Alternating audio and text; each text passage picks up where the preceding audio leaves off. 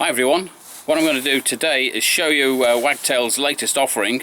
It's entry into the water-fed pole market with the Wagtail Jetstream. It's a water-fed wagtail, so I'm going to show you that now. Here we go, and there it is.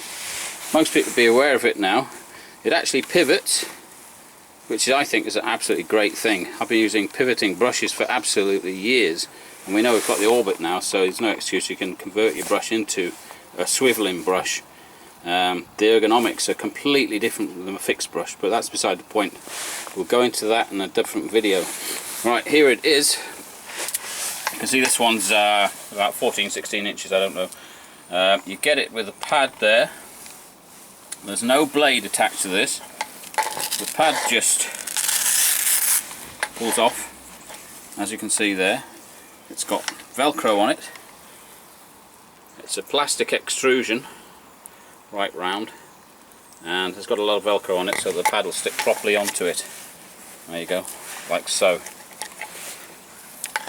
Now what you've got here is a John Guest type fitting there, from which one loop of plastic pole hose goes round, and this becomes what is called a rinse bar, and that's what that is there.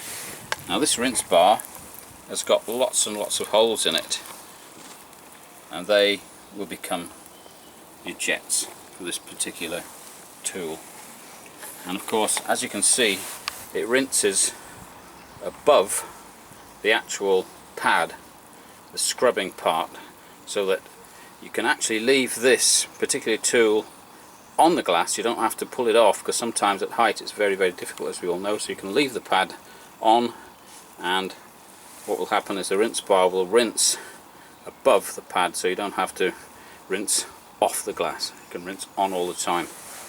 Okay, so weight is very, very light, but as has been suggested before, once the pad gets wet, which it is in this case, it becomes quite a lot heavier. That's one small downside, but it's not that particularly heavy. It's very good. So let's see if we can see this in action. I'm going to have to put the camera down so I can plug it in. I need two hands here to put this Schneider connection on. Right, just plug that in. Watch the spray doesn't get on the camera. You can even hear that, can't you? The pressure's built up there behind it. Okay, we can actually see that working.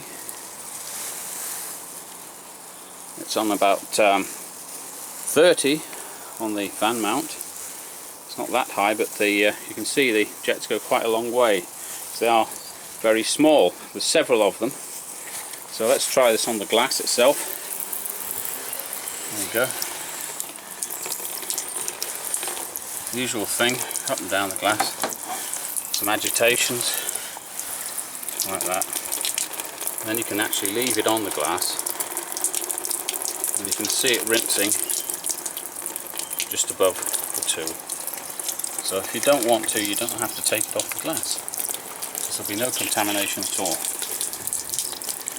Okay, a lot of you will be asking how about the frames? But it can be done. You can still do the frames with this, like this. And because it actually swivels, you can get this tool to go sideways from the ground like this as well. It might not be quite as good as a brush, but once your frames are actually clean, I don't think there'll be a real issue. Now I've got some lead here. That as well has no problem at all. It will work just fine. And of course it will rinse on again. Just superbly. So there you go. That's the Wagtail Jetstream. I've not actually used it properly apart from this demonstration. So if you want something different, and it'll have many applications, there's your Wagtail Jetstream. This is Wagtail's offering of a water-fed brush, if you like. So if you want one of these, go get one. Try it out. Job done.